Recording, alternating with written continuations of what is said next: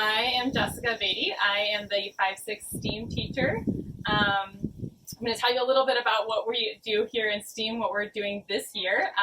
This first trimester, we're learning about phenology, the timing of seasonal events, and we're tying that into our theme of turning point. So looking at when do those changes happen and what kind of is that point where something changes, which is really interesting here in the Bay Area to think about different seasonal changes that you might notice or you might not notice if you're not really taking a deeper look in that detail. So students are working on observational skills.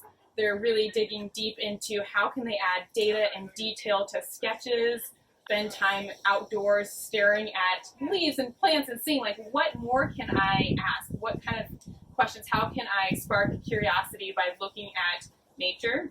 With our nature journaling, we're looking at feedback and how students can give feedback to their peers in ways that are concrete statements, that are supportive and constructive, allowing each student to feel like their drawing is really seen, their description is clear, and they have something to go on. And that's through peer feedback as well as teacher feedback. And we get to kind of grow together in our skills and strategies and learn from each other as well.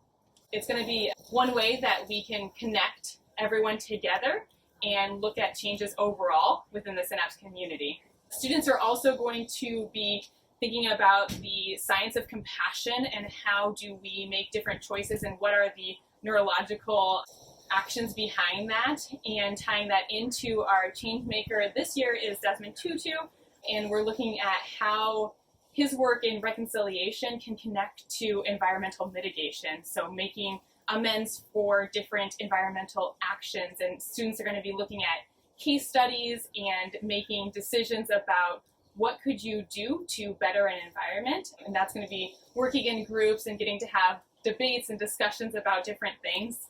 We are also going to be looking at chemistry and looking into our beautiful garden that we have and studying some soil chemistry. So getting hands-on and figuring out if we add, acids or bases to different things, how does it affect plant growth?